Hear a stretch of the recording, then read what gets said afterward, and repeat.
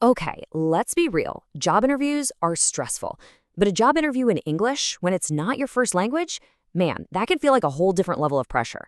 But here's the thing, you can totally do this. And we're going to walk through exactly how, step by step. So, does your heart start racing just thinking about that interview? Yeah, you're not alone. That is completely 100% normal. The secret isn't to get rid of the nerves, that's impossible, but to use that energy to your advantage. First things first, let's get one thing straight. You do not need perfect, flawless English. A lot of people get hung up on this thinking they need huge words and complex grammar. Nope. Your real goal is just fluency, being able to communicate your ideas clearly. If they get what you're saying, your English is perfect for the job. So, how are we going to do this? We've got a 5-part game plan. We'll kick things off with confidence, the mental side of things. Then we'll get into the nitty-gritty of preparation. After that, it's all about how you speak, how to tell your story, and finally, how to finish strong. All right, section 1, the confidence game. You know, before you even open your mouth, the real interview is already happening, right between your ears. So let's start there and build that confidence from the inside out. Here are 3 super quick ways to boost your confidence. First, dress the part. Seriously, when you look good, you feel good. It's like a signal to your brain that says, I got this. Second, just breathe. If you feel that panic creeping in, take a couple of slow, deep breaths. It literally calms your body down. And third, don't be afraid to mess up. Everybody makes mistakes, even native speakers. If you stumble, just smile and say, whoops, let me try that again. It actually makes you look more confident. Okay, so feeling good on the inside is one thing, but it gets a massive boost when you've done the work on the outside. And that brings us right to our second section, preparation before performance. Because real confidence, it isn't just a magic feeling. It comes from knowing you've done your homework. So here's your prep plan in 3 easy steps. Step 1, research the company. And I don't just mean a quick look at their About Us page. Dig a little deeper. Find out what they've been up to lately. Step 2, become a detective with that job description.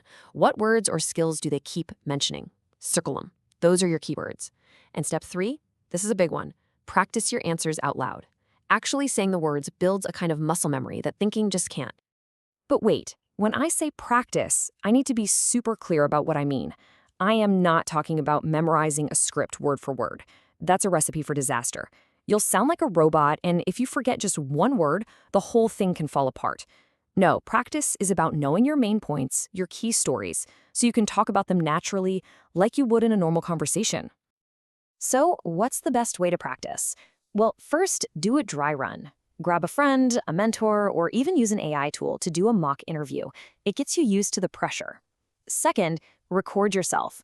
I know, it feels awkward to watch yourself back, but it's the absolute best way to see what you're actually doing. Are you talking too fast, using a lot? And finally, ask for honest feedback. Find someone who will tell you what you need to hear, not just what you want to hear. All right, so you're feeling prepared, you're feeling confident.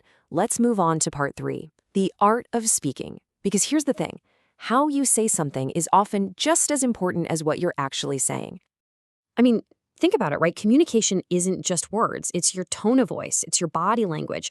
All of that stuff sends a huge message about whether you're excited and engaged or, well, not.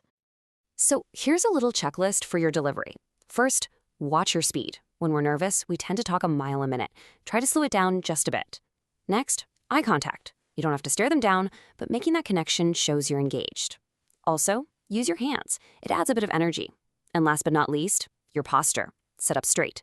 It makes you look confident, and honestly, it helps you feel more confident too. Now, what about the words you choose? A lot of people fall into this trap of thinking they need to use really big, complicated words to sound intelligent. You get a sentence like this, and it's a mouthful. It's formal, a little stuffy, and super easy to mess up when you've got those interview jitters. Instead, try something like this. See, I use different strategies to get things done efficiently. It means the exact same thing, but it's simple, it's clear, and it sounds way more confident. Always remember, clarity beats complexity, every single time. You're there to be understood, not to impress them with your vocabulary. And that idea of using clear language leads us perfectly into our next section, number 4, crafting your powerful story. We've talked about how to speak, so now let's get into what to actually say when you get hit with those classic interview questions. Okay, let's break down some of the big ones. When an interviewer says, "Tell me about yourself," what they're really asking is, why are you right for this specific job? So connect your experience directly to what they're looking for. Then there's, what are your strengths? This is where you talk about things like being a good team player or a great problem solver. And when you get the big one, why should we hire you? That's your moment to shine. Be confident and tell them exactly why you're a great investment, like being a fast learner who won't need a lot of handholding. And listen, I have to say this. This is not the time to be shy. An interview is literally an invitation to brag about yourself. You've earned your accomplishments, so be proud of them. Be ready to share those stories. It's your time in the spotlight. Okay, we are in the home stretch, our final section, questions in your closing. You know, how you finish an interview can be just as important as how you start. You really want to end on a high note. So, near the end of the interview, you can pretty much guarantee they're going to ask you this one question. Do you have any questions for us? And there is only one wrong answer to this question, and that answer is no. See, asking questions isn't just about getting information for you. It's a signal you send to them. It shows you're genuinely interested, you're engaged, you've been listening. You should always, always have 2 or 3 questions ready to go. You can ask about the team, the culture, training, anything that shows you're thinking about your future there. For example, you could ask something like, "Can you tell me a little more about the team I'd be working with?" That shows you're a team player. Or, "What does a typical day in this role look like?" That shows you're already picturing yourself doing the job. Both are great questions. And for the grand finale, your closing statement.